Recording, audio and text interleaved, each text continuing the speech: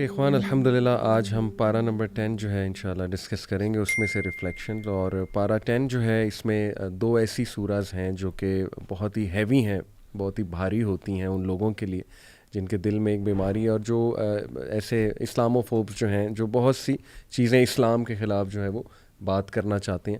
اور بلکہ میں کہوں گا کہ ایون ہمارے جو ایجوکیٹڈ کلاس ہے اس کے لیے بھی بہت کچھ اس میں ایسی چیزیں ہیں جو وہ کویسچن کرتے ہیں کہ یہ کیسے ہو سکتا ہے. تو دونوں کی تھیم ماشاءاللہ جو ہے اوور آل یہی ہے کہ جہاد کے حوالے سے، اور یہ کہ نفاق، اور it's the most difficult thing, جیسے احمد بھائی نے ایک ایپیسوڈ میں کہا تھا کہ it is the peak of the جہاد، قتال کی بات ہو رہی ہے.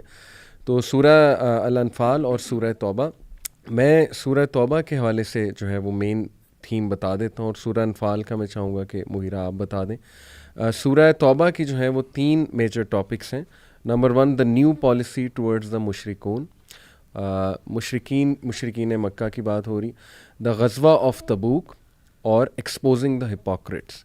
اور اس میں اور بھی امپورٹنٹ ایشوز ہیں، بیٹل آف حنین کے حوالے سے، دا کنسیپٹ آف جزیہ کے حوالے سے. پھر اس میں نبی صلی اللہ علیہ وسلم، ابوبکر صدیق کا جو پورا وہ جرنی تھی غار ثور، اس کے حوالے سے جو ہے وہ آیات ہیں. پھر مسجد ضرار، acceptance of repentance of the 3 companions, اور دی جہاد آف علم. یہ اس کے کچھ مین جو ہے وہ ٹاپکس ہیں. تو میں جو آیا انشاءاللہ آپ لوگوں کے ساتھ آج ریفلیکشن کے طور پہ شیئر کرنا چاہوں گا. That is one of my favourite آیا، اور اس آیا نے مجھے ہمیشہ بڑی تقویت دی ہے، اور آج کے پس منظر میں یہ آیا بڑی امپورٹنٹ ہے. دیٹ از ورس 32 اینڈ ورس 33. اللہ سبحانہ تعالیٰ فرماتے ہیں، اعوذ باللہ من الشیطان الرجیم، یریدون ان یطفئوا نور اللہ بافواہہم ویأبی اللہ الا ان یتم نورہ ولو کرہ الکافرون. یہ لوگ چاہتے ہیں، یعنی کہ بات ہو رہی ہے ان لوگوں کی کہ جو اسلاموفوبز ہیں، یا ایسے لوگ جو چاہتے ہیں کہ دین ختم ہو جائے، کہ اللہ کے نور کو بجھا دیں اپنے منہ کی پھونکوں سے. اور اللہ کو ہرگز منظور نہیں ہے مگر یہ کہ وہ اپنے نور کا اتمام فرما کر رہے، چاہے یہ کافرون کو کتنا ہی ناگوار گزرے. تو دیکھیں الحمدللہ اس میں ایک تو کانفیڈنس ہے ہمارے لیے، ہمیں یہ وکٹری کی ایک بشارت دی جا رہی ہے. جیسے ایک اور آیت میں آتا ہے نا، کتب اللہ لاغلبن انا ورسولی، کہ اللہ نے یہ لکھ دیا ہے کہ اللہ اور اس کا رسول ہی غالب آ کر رہیں گے. تو سم ٹائمز نا ہم فرسٹریٹڈ ہو رہے ہوتے ہیں بہت. ایک تو دائز کے لیے پیغام دیا جا رہا ہے کہ فرسٹریٹڈ ٹھیک ہے بندہ ہو جاتا ہے، لیکن patience is very important, and working for the truth, working for the upliftment of دین، اینڈ ورکنگ فار سنہ، اٹس ویری امپورٹنٹ. یہ لوگ جو مرضی کر لیں، جتنے مرضی پروپیگنڈاز کر لیں، اور پروپیگنڈاز ہوتے ہیں آج کے دور میں. آپ کو پتہ ہے کہ مسلمان کو باقاعدہ ایک ٹیررسٹ کے طور پہ دکھایا جا رہا ہے، اور کس طرح سے ہیڈ لائنز بنتی ہیں، اور کیا کیا وہ ورڈز یوز کرتے ہیں، پھر آؤٹ آف کانٹیکسٹ چیزیں کوٹ کرتے ہیں. تو اٹس ویری کلیئر کہ دے وانٹ کہ یہ جو دین حق ہے یہ نہ پھیلے، یا لوگ جو ہے نا وہ اس سے دور ہوں. بیکاز ہمارا جو دین ہے وہ سسٹم کو چیلنج کرتا ہے، وہ صرف عبادات تو نہیں ہے نا، وہ تو باقاعدہ سود کے خلاف بات ہو رہی ہے، جوئے کے خلاف. تو کیسینوز ہی بند ہو جائیں تو ویسٹرن جو اکانومی ہے وہ تو ختم ہو جائے گی، اگر جوا اور یہ چیز کو ختم کر دیا جائے، شراب کو. تو اس لیے it is hitting the system, it's hitting their core. تو اس لیے اللہ سبحانہ تعالیٰ کہتے ہیں کہ یہ کوشش تو کر رہے ہیں، اور ان کی کوشش صرف اتنی ہے کہ پھونک مار رہے ہیں، لیکن اللہ کا نور تو نہیں بجھ سکتا. اور اللہ اتمام کر کے ہی رہے گا. اللہ جو ہے وہ اپنے نور کا مطلب اپنے دین کو غالب کر کے ہی رہے گا الحمدللہ، چاہے وہ ان لوگوں کو برا لگے. اس میں بس میں آخری ایک حدیث جو ہے وہ اللہ کے نبی صلی اللہ علیہ وسلم کی جو ہے وہ آپ کے سامنے رکھتا ہوں. یہ مسند احمد کی حدیث ہے، صحیح حدیث ہے. اللہ کے نبی صلی اللہ علیہ وسلم نے فرمایا، اللہ made the eastern and the western parts of the earth draw near for me to see, and the rule of my ummah will extend as far as I saw. This matter, Islam will keep spreading as far as the night and day reach, until Allah will not leave a house made of mud or hair, but will make this religion enter it, while bringing mighty to a mighty person, that is a Muslim, and humiliation to a disgraced person, yani the one who rejects Islam.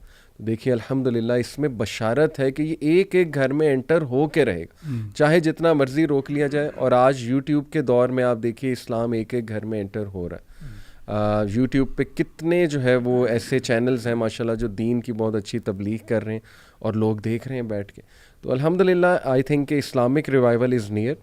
میں universities میں جاتا ہوں، آپ لوگ بھی acknowledge کریں گے، وہاں میں دیکھتا ہوں کہ یار مساجد میں تعداد 3 ٹائمز بڑھ چکی ہے. آج سے 5-10 سال پہلے کی اگر بات کریں، لمس ہم گئے وہاں ماشاءاللہ مسجد بھری ہوئی، UMT جاتے ہیں، UL جاتے ہیں، تو دس شوز کہ ماشاءاللہ ایک اسلامک ریوائول آ رہا ہے. پریکٹس شاید ابھی نہیں، لیکن یہ کہ کم از کم یوتھ کو ریئلائز ہو رہا ہے کہ ہم نے اون کرنا ہے اپنے ریلیجن کو اور ہم نے کھڑا ہونا ہے.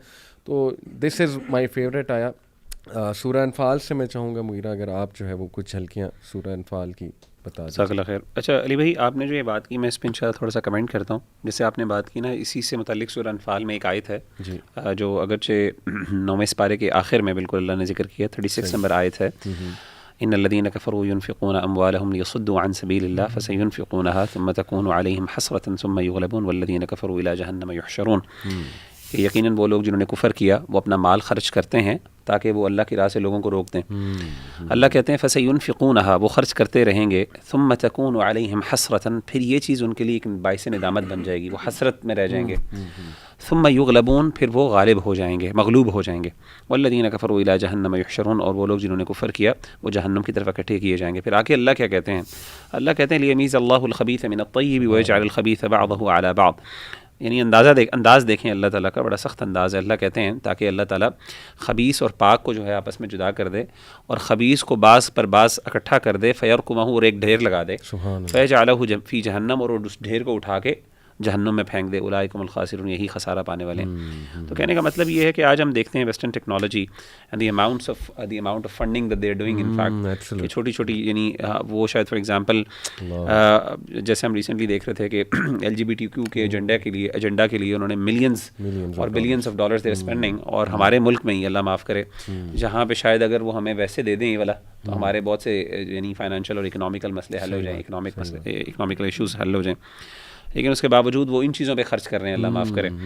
لیکن اس کے باوجود اللہ تعالیٰ کی نصرت اور اللہ کی مدد ہمیشہ مسلمانوں کے ساتھ ہے. اور اللہ کہتے ہیں کہ یہ ہمیشہ ان کے لیے ندامت رہے گا، وہ کرتے رہیں گے، کبھی بھی ان کو فائدہ نہیں ہوگا. ایٹ دی اینڈ ان کو جہنم میں ڈھیر کی طرح پھینک دیا جائے گا. یہ کنکلوژن ہے. اور ایک اور ایسپیکٹ اس کا بڑا زبردست ہے کہ ویسٹ میں اسلام بڑی تیزی سے پھیلا ہے. اور آپ دیکھیں کہ آئرونک بات ہے کہ فرانس سب سے زیادہ خلاف ہے اسلام کے، لیکن سب سے زیادہ مسلمان وہیں ہو رہے ہیں. اس میں نا یہ جیسے یہ جو 2001 میں جب یہ وار آن ٹیرر شروع ہوئی، جسے ہمیں وار آف ٹیرر کہنا چاہیے، اس میں ایون اسٹیٹسٹکلی انہوں نے دیکھا کہ اسلام ایون جب وہ ایک بیڈ لائٹ میں پریزنٹ کیا جا رہا تھا اس کا تب بھی گراف بڑھنا شروع ہو گیا. بلکہ 9/11 کے بعد کہتے ہیں کہ سب سے زیادہ قرآن تب بکے ہیں سٹورز کے اندر، اور جو تراجم قرآن کے لوگوں نے خریدے. اور وہ اسی لیے کہ انہوں نے سوچا کہ یار یہ ہے کیا اسلام، اس کے بارے میں پتہ تو کریں ہم. اینڈ بہت زیادہ لوگ جو ہیں وہ پھر کنورٹ ہونا شروع ہوئے، یہاں تک کہ پیو ریسرچ والے کہتے ہیں کہ fastest growing religion in terms of conversion, not in terms of birth rates, وہ اسلام ہے. سو انہوں نے 2 ڈیکیڈز لگائے ہیں یہ وار آن ٹیرر کے اندر کوشش کرنے کے لیے کہ ڈیمونائز کیا جائے مسلمانوں کو. فَسَيُنْفِقُونَهَا، جیسے اللہ تعالیٰ نے کہا نا کہ وہ خرچ کریں گے. لیکن اب انہی کے لیے یہ حسرت ہے کہ یہ الٹا ہی پڑ گیا ان کو، کہ جو نمبرز ہیں مسلمانوں کے وہ بڑھ رہے ہیں، بڑھتے جا رہے ہیں مسلمانوں کے یہ فیور میں. اچھا یہ جو سورہ توبہ کی بات کی نا اخی، اس میں نا ایک امپورٹنٹ چیز جو ہے وہ سورہ توبہ جو ہے یہ فتح مکہ کے بعد بالکل نازل ہوئی، اور 9 ہجری میں نازل ہوئی تھی، اور آخری صورت ہے جو قرآن مجید میں جو نازل ہوئی، جیسا کہ سیدنا برا بن عازب رضی اللہ تعالیٰ عنہ فرماتے ہیں. اور سبحان اللہ اس صورت کو یعنی اس کے شروع میں بسم اللہ نہیں ہے، آپ پتہ، اور اس کے بارے میں علماء کہتے ہیں نزل بالسیف، یعنی یہ تلوار کے ساتھ نازل ہوئی. یعنی اس میں جو اللہ تعالیٰ کا جو انداز ہے اور جو جس طریقے سے اللہ تعالیٰ خطاب کر رہے ہیں لوگوں کو، وہ ایک اسٹریٹ اور بڑا ہی نا ایک اتھارٹیٹیو ہے. اصل میں مسلمانوں کا یہ وہ دور ہے کہ جب فتح مکہ کے بعد مسلمانوں کو اب ایک ریاست اللہ تعالیٰ نے عطا کر دی تھی، اور اس ریاست کے بعد اب مسلمان جو ہیں پہلی دفعہ اس پوزیشن میں آئے تھے کہ اب ان کی بات کو ایک حیثیت مل رہی تھی، اور اب they were the decision makers in the Arabian peninsula نا، ایز کمپیئر ٹو یعنی جو پہلے اسے قریش کے پاس وہ لیڈرشپ تھی اور قریش وہ ڈیسیجنز لیتے تھے، جس کی وجہ سے جنگ احزاب ہوئی کہ جب انہوں نے آواز دی تو سارے اکٹھے ہو گئے ان کے ساتھ. تو سبحان اللہ اس صورت کے اندر خاص طور پہ آپ دیکھیں کہ اللہ تعالیٰ نے جو مضامین ذکر کیے ہیں ان میں سے ایک مضمون جو بڑا اہم ہے وہ یہ ہے کہ ریاستی طور پہ اللہ تعالیٰ نے کچھ احکامات ذکر کیے ہیں کہ جی مثال کے طور پہ آپ نے الولاء والبراء کے مسائل بہت زیادہ ہیں کہ مشرکین مکہ کے ساتھ آپ کی کیا فارن پالیسی، یعنی فارن پالیسی ڈسکس کی گئی نا کہ منافقین کے ساتھ آپ کا کیا رویہ ہونا چاہیے، مشرکین کے ساتھ کیا رویہ، اہل کتاب کے ساتھ. پھر اس کے بعد اسی طریقے سے حرم سے ان کو نکال دیا جائے، جزیرہ عرب سے نکال دیا گیا، 4 مہینے کی مہلت دی گئی، اور جو ہے نا ان کو نکال دیا گیا. اور خاص طور پہ جو آیت نمبر 5 ہے اس کا کانٹیکس اگر آپ دیکھیں تو بعض اوقات یہ آیت بڑے غلط کانٹیکس میں بھی ذکر کی جاتی ہے. یہاں پہ اللہ تعالیٰ نے ان کو کہا کہ ان کو 4 مہینے کی مہلت ہے اور حرمت والے مہینے, اور یہاں پہ وہ حرمت والے مہینے نہیں ہیں جو عام طور پہ یہاں سے مراد بیسکلی وہ والے مہینے تھے جس میں اللہ نے ان کو مہلت دی تھی کہ ان کو نکالا نہیں جائے گا.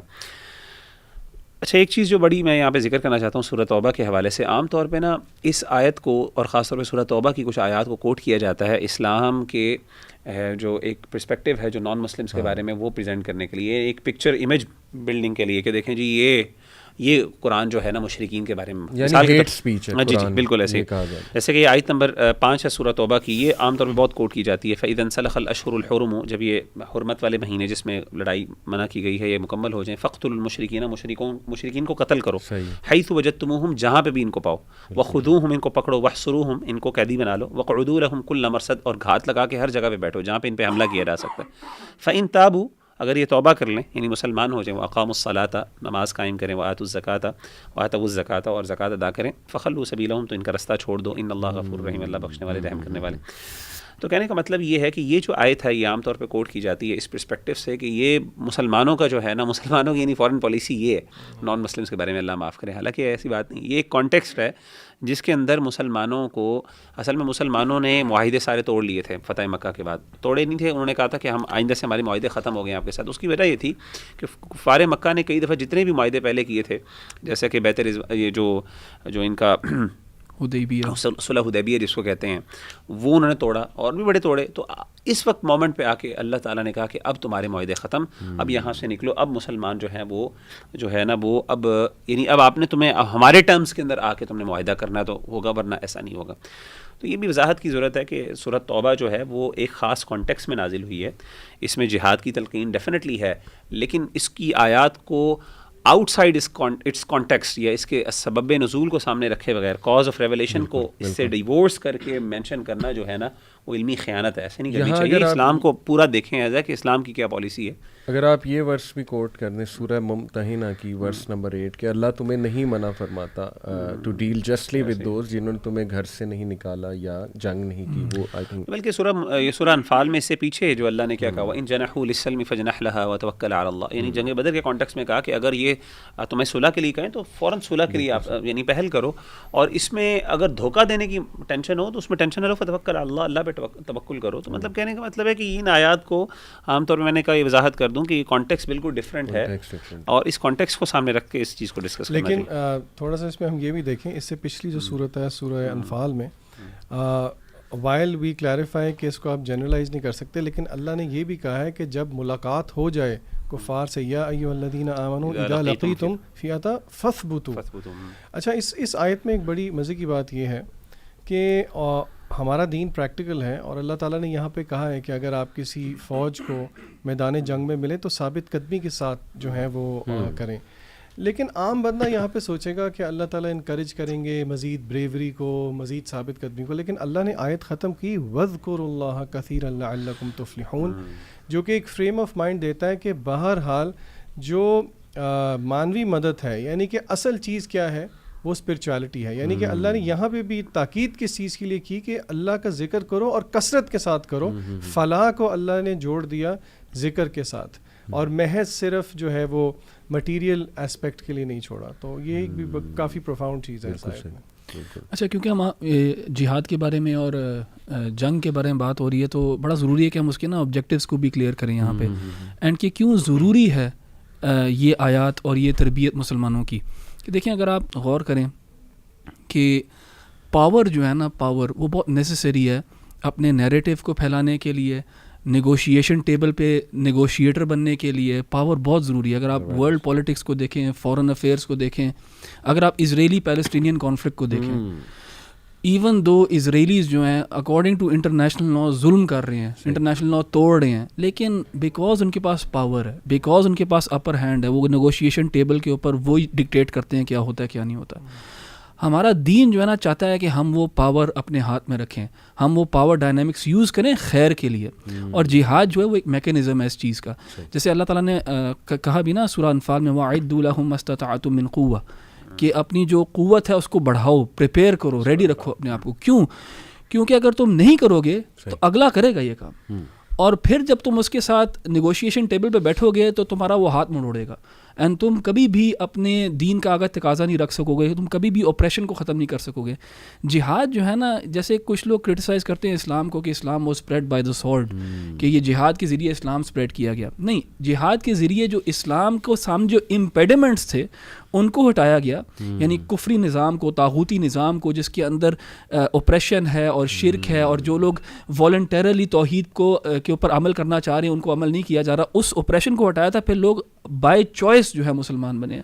اینڈ بہت زیادہ ہمارے ساتھ مثالیں ہیں جہاں پہ کوئی بھی ملٹری ایکسپیڈیشن نہیں بھی ہوا، وہاں پہ لوگ مسلمان ہو رہے ہیں. یورپ کی ہم نے مثال دی، لوگ مسلمان ہو رہے ہیں. کون سا ملٹری ایکسپیڈیشن ہوا وہاں پہ؟ انڈونیشیا جو ہے one of the largest population of Muslims جو ہے وہ انڈونیشیا میں ہے، تو وہاں پہ کبھی کوئی مسلم آرمی کبھی نہیں گئی. اینڈ اگر ہم یہ چھوڑ دیں گے، دیکھیں اللہ تعالیٰ نے کیوں جہاد کی اتنی تاکید کی ہے، اگر مسلمان یہ چھوڑ دیں گے تو ان کے اوپر غالب پا جائیں گی یہ قوتیں، جو کہ آج ہم ایکسپیرینس کر رہے ہیں. رسول اللہ صلی اللہ علیہ وسلم نے یہ پریڈکٹ بھی کیا، جس سے آپ صلی اللہ علیہ وسلم کی پروفیٹہڈ کا بھی ہمیں ایویڈنس ملتا ہے کہ آپ صلی اللہ علیہ وسلم نے کہا کہ ایک ٹائم آئے گا جب تم لوگوں کے اوپر یہ پوری قوتیں جو ہے نا، یہ پوری قومیں جو ہیں ٹوٹ پڑیں گی. اور صحابہ نے کہا کیا ہم اتنے ویک ہوں گے اور اتنے قلت میں ہوں گے، اتنی کمی ہوگی ہماری؟ تو آپ صلی اللہ علیہ وسلم نے کہا کہ نہیں، نمبرز کے لحاظ سے تم لوگ پورے ہوگے، لیکن تمہارے اندر ایک بیماری ہوگی وہن کی. تو پوچھا کہ یہ وہن کیا ہے؟ کہا حب الدنیا و کراہیت الموت، کہ تم دنیا سے بہت محبت کرو گے اور موت سے ڈرو گے. ان ادر ورڈز تم جہاد نہیں کرو گے، تم جہاد ملٹری جو مائٹ ہے اس کو نہ تم اپنے آپ کو ریڈی کرو گے اس چیز کے لیے، کیونکہ تمہیں جو ہے نا ڈر ہوگا بہت زیادہ. تو one of the reasons why مسلمانوں کی حالت ہے جو آج ہے، وہ اس لیے ہے کیونکہ ہم نے اس چیز کو ترک کر دیا. اینڈ ہم نے شاید وہ ایک پیسیفسٹ نیریٹو لے لیا دین کا، کہ دین کا تو مطلب یہ ہے کہ بھئی اگر آپ کو اس گال پہ تھپڑ مارا جائے تو آپ دوسری گال پیش کر دو، جو کہ بڑا کرسچن کانسیپٹ ہے. لیکن ہمارا دین جو ہے کہتا ہے کہ قوت رکھنا، پاور رکھنا اپنے پاس، اور پھر ڈکٹیٹ کرنا نیریٹو کو. لیکن پاور کے ساتھ ساتھ رسپانسبلٹی ہونی چاہیے، ہیوملٹی کی، جسٹس کی، فیئرنیس کی. یہ اصل صبر ہے. تو اگر ہم یہ نہیں کریں گے تو پھر ہمارا حال وہ ہوگا جو ہے اس وقت. جس میں احمد بھائی ایک اور بات میں سمجھتا ہوں، اور میرا خیال ہے کہ اس کو دیکھنا چاہیے، ریسرچ بھی ہو سکتی ہے اس پہ، کہ دنیا کے اندر کوئی ایسا سوشو پولیٹیکل نیریٹو نہیں ہے جو وداؤٹ پاور جو ہے نا وہ اس کو اسپریڈ کیا گیا ہو. یعنی کوئی ایسا سسٹم نہیں ہے، میں سمجھتا ہوں، جس میں مثال کے طور پہ آپ کمیونزم کو دیکھ لیں، آپ کیپٹلزم کو دیکھ لیں، آپ جو ڈیموکریسی کو دیکھ لیں، دنیا کو کوئی نظام اٹھا کے دیکھ لیں اور آپ دکھا دیں کہ وداؤٹ فورس کچھ خود بخود لوگوں نے ایسے اس کو ایکسیپٹ کرنا شروع کر دیا. مطلب دس از ان نیچرل ایکسپیکٹیشن، اور دنیا میں کوئی مانتا بھی نہیں ہے. بہرحال یہ ایک الگ ڈسکشن ہے. اچھا، اس میں نا ایک جو جیسے آپ نے بات کی اس میں سورہ توبہ کے حوالے سے، اس میں ایک آیت ہے، آیت نمبر 17 میں اللہ تعالیٰ فرماتے ہیں ما کان للمشرکین ان یعمروا مساجد اللہ، کہ اصل میں اس کا جو کانٹیکس ہے اس آیت کا وہ یہ ہے کہ مشرکین مکہ بہت اس بارے میں پرائڈ ایکسپریس کرتے تھے کہ ہم لوگ جو ہیں وہ والی ہیں، یعنی we are the caretakers, and ہم اس کے جو ہے مسجد حرام کو جو ہے نا ان کے حاجیوں کا اہتمام کرنے والے ہیں اور اس کو رکھنے والے ہیں. بلکہ اللہ نے آگے کہا جعلتم سقایۃ الحاج وعمارۃ المسجد الحرام، کیا تم سمجھتے ہو کہ حاجیوں کو پانی پلانا اور مسجد حرام کی عبادتکاری جو ہے وہ اس بندے کے برابر ہو سکتی ہے جو اللہ پر ایمان لے کے آئے اور آخرت کے دن پر ایمان لائے، وجاہد فی سبیل اللہ، اللہ کے راہ میں جہاد کیا، لا یستوون عند اللہ، اللہ کے یہاں یہ کبھی بھی برابر نہیں ہو سکتے. اسے پتہ چلا کہ اصل میں مسجدوں کی عبادتکاری جو ہے نا وہ اہل ایمان کا شیوا ہے. یعنی اور کسی بھی بندے کے ایمان کے بارے میں یعنی یہ انڈیکیشن ہے کہ وہ بندہ مومن ہے کہ اگر وہ مسجدوں کو آباد کرنے والا ہو. اور یہ بات میں اس کانٹیکس میں کہہ رہا ہوں رمضان المبارک کے حوالے سے بھی. رمضان المبارک کے فوراً بعد بلکہ عید کی جو ظہر کی نماز ہے وہاں پہ انسان کی ایمان کی جو ہے نا وہ جو ہے نا حقیقت پتہ چل جاتی ہے، کیونکہ وہاں پہ اصل میں پتہ چلتا ہے کہ انما یعمر مساجد اللہ من آمن باللہ والیوم الآخر، کہ اللہ تعالیٰ کی مسجدوں کو آباد کرنے والے وہ ہیں جو ایمان. میں نے بڑی بڑی مسجدوں کو سبحان اللہ دیکھا ہے علی بھائی، واللہ جامعہ مسجدیں، ایسی مسجدیں جہاں پہ آپ ابھی چلے جائیں نماز کے لیے، یعنی تراویح کے لیے، نماز کے لیے تراویح کے لیے چلے جائیں، وہاں پہ کھڑے ہونے کی جگہ نہیں ہوتی، اتنا رش ہوتا ہے. اور واللہ ایسی مسجد میں، جامع مسجد میں خود گیا ہوں literally and without any exaggeration, میں فگرز کوٹ کر رہا ہوں کہ when I went there ظہر کی نماز، عید کی نماز کے لیے 2 بندے تھے total, literally I was the third person. امام صاحب تھے، دوسرا بندہ تھا اور I was the third person. میں حیران ہوں کہ I could not imagine کہ یار یہ کدھر گئے وہ ساری مخلوق، یعنی they are existing here. یہ ہو نا کہ چلیں جی کوئی بندہ کہہ سکتا ہے they are وہ spread اپنے فیملی ممبرس کے پاس ملنے گئے. تو وہاں کے فیملی ممبرس ان مساجد میں تو کم از کم رش ہونا چاہیے نا, وہاں پہ بھی کوئی اللہ کرے کوئی رش نہیں. اور اس سے حدیث وہ اگرچہ حدیث ضعیف ہے لیکن اس حدیث سے پتہ چلتا ہے کہ آپ صلی اللہ علیہ وسلم نے فرمایا کہ وہ بندہ جو مسجدوں کا بہت زیادہ اہتمام کرے اور آنا جانا اس کا لگا رہے, اس کا مطلب فشہدوا لہ بالایمان, اس کے لیے اس کی ایمان کی شہادت دے دو.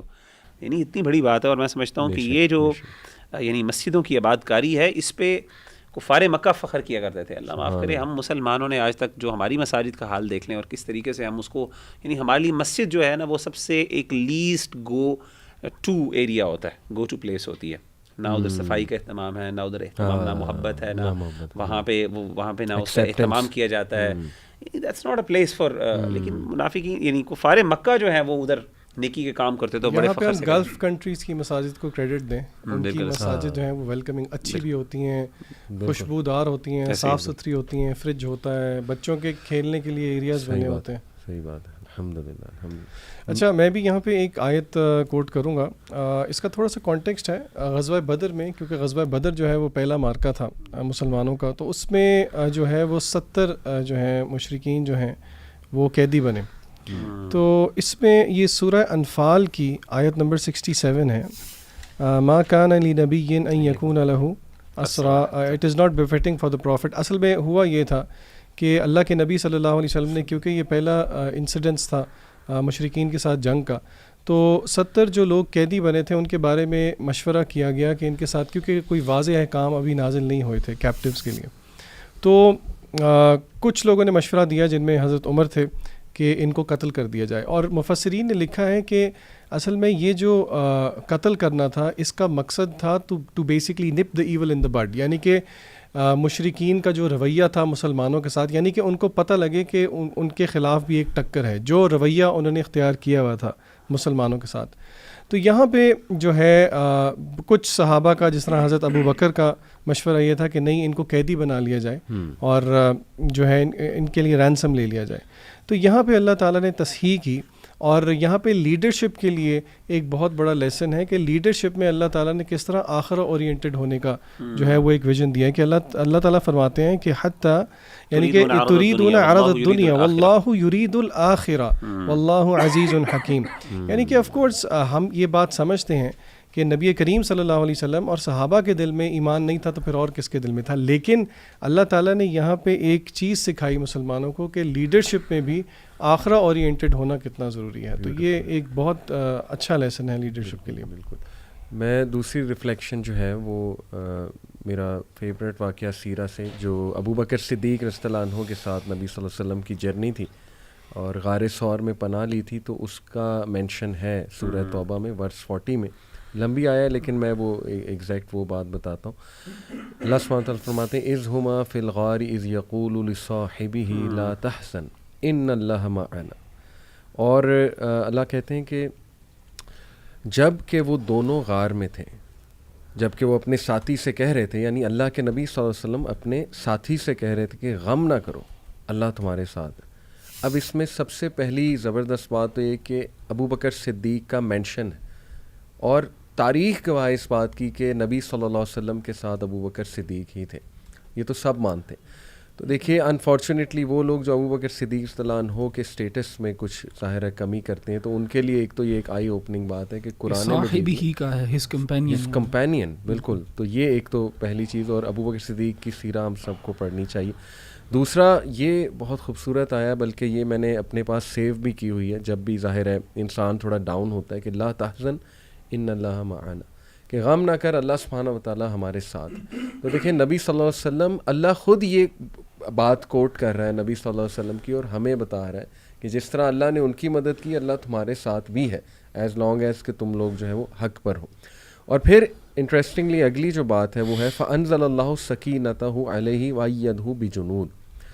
اور پھر اللہ کہتے ہیں کہ اس دعا کے نتیجے میں, یعنی نبی صلی اللہ علیہ وسلم نے جب یہ دعا کی کہ غم نہ کرو, اللہ تمہارے ساتھ ہے, تو اللہ نے ان پہ سکینت طاری کر دی یا نازل فرما دی ان پر, اور ان کی مدد فرمائی ان لشکروں سے جنہیں تم نہیں دیکھتے. سکینت کا جو کانسیپٹ ہے نا, میں لوگوں کو چاہتا ہوں کہ اس کو آپ پلیز مزید ریسرچ کیجئے. میں نے ایک کورس ہے میرا سائنس آف ویل بینگ, اس میں کافی سکینت پہ بات کی. آیات سکینہ بھی امام ابن تیمیہ نے جو ہے وہ کچھ بتائی ہیں، although حدیث سے میرا خیال پروون نہیں ہے، لیکن یہ کہ وہ تجربے کی بیسس پہ انہوں نے آیت سکینہ بھی بتائی ہیں، اس پہ بھی ریسرچ کیجیے. تو سکینت میں میرے نزدیک جو ہے نا، جتنا میں سمجھا ہوں کہ it's a state of calmness and tranquillity, یعنی انسان جب کام ہو جائے اور اطمینان بخش ہو جائے.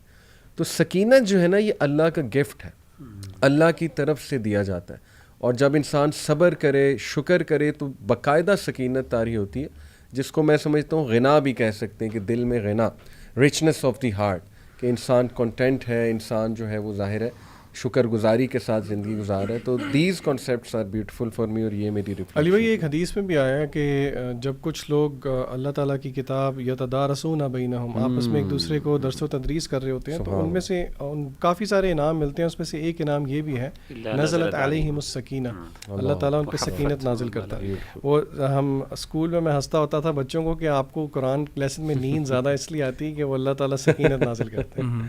اچھا، یہ آپ نے جو مینشن کیا نا غار ثور کا واقعہ، میں اس کو ایک بڑا اچھا ایک کیس اسٹڈی دیکھتا ہوں، دا رائٹ ایٹیٹیوڈ ٹورڈز توکل، کہ رسول اللہ صلی اللہ علیہ وسلم نے جب ہجرت کرنے کا فیصلہ کیا، بلکہ جب اللہ تعالیٰ کا حکم آیا کہ آپ ہجرت کر لیں مدینہ کی طرف، تو آپ صلی اللہ علیہ وسلم نے جتنے بھی اسباب تھے دنیاوی اور پلاننگ اور تدبیر وغیرہ سب کی آپ صلی اللہ علیہ وسلم نے. یہاں تک کہ جو روٹ آپ نے طے کیا مدینہ جانے کے لیے، وہ ایک ڈائریکٹ روٹ نہیں تھا، وہ ایک ڈیٹور تھا. صحیح. تو جو مطلب ڈبل ٹائم لگا ان کو مدینہ پہنچنے میں.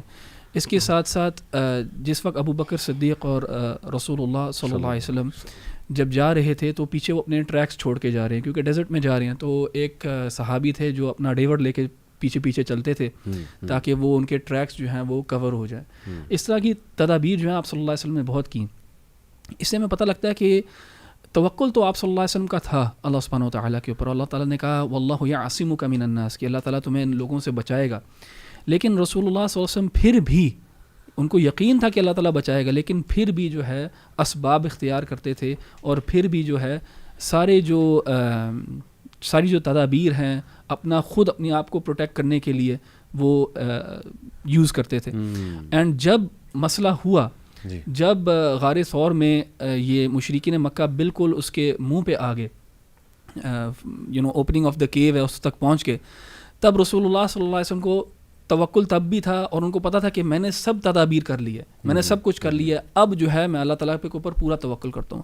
تو ہمارے ہاں کبھی کبھار ایسے ہوتا ہے کہ توکل کو ہم تواکل سمجھتے ہیں، کہ انسان جو ہے کرے کچھ بھی نہ، بس صرف اللہ تعالیٰ پہ ایک امید باندھ کے رکھے. اللہ تعالیٰ چاہتا ہے کہ انسان اپنی اپنی پوری کوشش کرے اور پھر آخر میں اللہ تعالیٰ پہ توکل کرے. بیوٹیفل. ماشاءاللہ. ادھر ایک آیت ہے سورۃ التوبہ کے اندر، یہ آیت نمبر ہے 25. اس میں اللہ تعالیٰ نے غزوہ حنین کا بھی ذکر کیا، اور یہ بڑی ایک پروفاؤنڈ، یعنی خاص طور پہ سورۃ توبہ کے اندر اس کا مینشن بڑا ایک، میں سمجھتا ہوں بڑا ایک اسٹرائکنگ مومنٹ ہے، کہ ایک طرف اللہ تعالیٰ کفار مکہ سے بات کر رہے ہیں اس ٹون میں، اور ان کو کہہ رہے ہیں براءۃ من اللہ ورسولہ، کہ اللہ تعالیٰ بری ہو گیا اس سے، اور پھر بڑے سخت الفاظ اور آیات ہیں.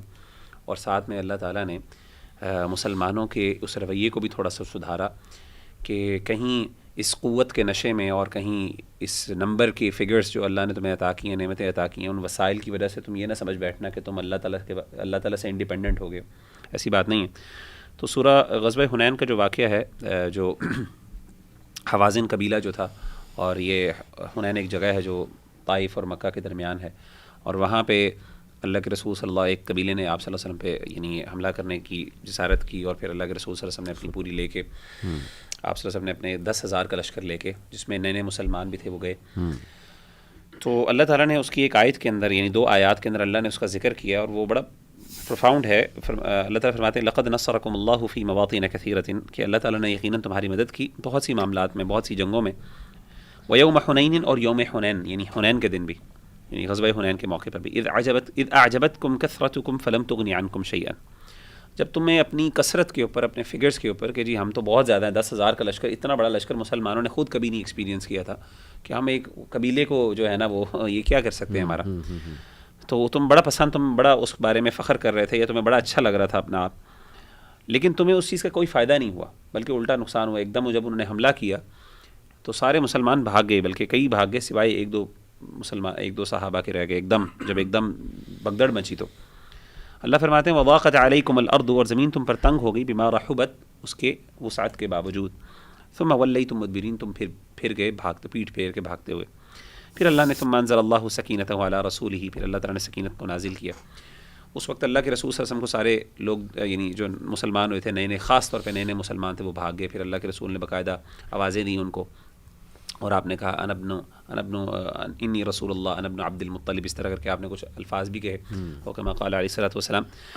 اسے پتہ چلا کہ دنیا کے اندر اصل میں کسی بھی قوم کے لیے یا کسی بھی ہمیں ڈومیننس کے لیے، ڈومینین کے لیے ضروری چیز وہ ہے، وہ دنیاوی وسائل بعد میں ہے، پہلے ایمان اور پہلے اللہ پہ توکل اور اللہ پہ اعتماد ہے، اور اللہ تعالیٰ کی نصرت یہ ضروری ہے. ہمارے ہاں اصل میں اس پوائنٹ کو اس لیے مینشن کر رہا ہوں کہ ہمارے ہاں نا بہت زیادہ یہ نیریٹو پایا جاتا ہے مسلمانوں میں کہ ہمارے پیچھے رہنے کی یعنی ویسٹ سے بہت بڑی وجہ ہماری ٹیکنالوجیکل ایڈوانسمنٹس میں کمی ہے، یا ہم نے وہ سائنس کے اندر وہ ترقی نہیں کی جس کی وجہ سے جو ہے نا وہ آج ہم پیچھے ہیں. اور یہ اس کو وجہ بنایا جاتا ہے، بنیاد، یعنی اس پہ اتنا ایمفیسس کیا جاتا ہے، اوور ایمفیسس کیا جاتا ہے، اور اس کے لیے اور پھر سارے میجرز باقاعدہ اس کے لیے لیے جاتے ہیں، اللہ معاف کرے حکومتی لیول پہ بھی. اور یہ ہم بھول جاتے ہیں کہ اللہ یہاں پہ کہہ رہے ہیں کہ تمہارے پاس کثرت بہت تھی، تمہارے پاس قوت بہت زیادہ تھی، لیکن ایک قبیلے نے تمہیں ایسا ڈرایا اس وقت ایک دم، انلیس کہ اللہ کی مدد آئی، پھر اللہ نے سکون نازل کیا، پھر صحابہ واپس آئے، انہوں نے دوبارہ حملہ کیا. تو اس کا مطلب یہ کہ اصل وسائل جو ہیں وہ پھر ایمانی وسائل ہیں. یعنی ایمان جب، اور میں سمجھتا ہوں کہ ایمانی وسائل جب بندے کے پاس ہوتے ہیں، جنگ بدر میں کیا مسلمانوں کے پاس وسائل تھے، جنگ احد میں کیا وسائل تھے، غزوہ خندق، بدر، یعنی ساری آپ جنگیں دیکھ لیں مسلمانوں کی، ہمیشہ ہماری کبھی بھی جو ہے نا وہ اسٹرینتھ جو تھی وہ کبھی بھی یعنی ملٹری نہیں ہوتی تھی، یا نمبرز نہیں ہوتے تھے، یا ہماری یہ تھے کہ ہمارے پاس جو آرٹلری کس طرح کی ہے، یہ ہمیشہ ہماری سیکنڈری ہوتی تھی. ہم نے آج تک کبھی اس پہ پراؤڈ نہیں، ہم نے کبھی اس بیسس پہ جنگیں جیتی ہی نہیں ہیں کبھی تاریخ کے اندر. لیکن اس چیز کو آج نا ایک نیریٹو تھوڑا سا بدلنے کی کوشش کی. تو میں سمجھتا ہوں کہ ہمیں اپنے اس نتیجے پہ پہنچنا چاہیے کہ ہمارا اصل جب ہمارا ایمان مضبوط ہو جائے گا، مسلمان جب ایمان پر واپس لوٹیں گے، تو پھر اس وقت اللہ تعالیٰ چھوٹے چھوٹے نمبر سے کم من فئۃ قلیلۃ غلبت فئۃ کثیرۃ بإذن اللہ، دوسرے اس بارے میں ہم نے پڑھا کہ کتنا چھوٹا سا لشکر بعض اوقات ہوتا ہے، 313 کا لشکر جس نے جو ہے وہ جالوت جیسے بڑے بادشاہ جو تھا اس کو جو ہے گولیات اس کو جو ہے نا وہ مار بھگایا. اور ان کو دیکھیں ہمارے پاس تو آج ایک بڑی کلیئر مثال ہے اس چیز کی کہ ایک سپر پاور نے 20 سال لگائے ایک قوم کو تباہ کرنے کے لیے اور غلبہ پانے کے لیے اور کنٹرول مینٹین کرنے کے لیے.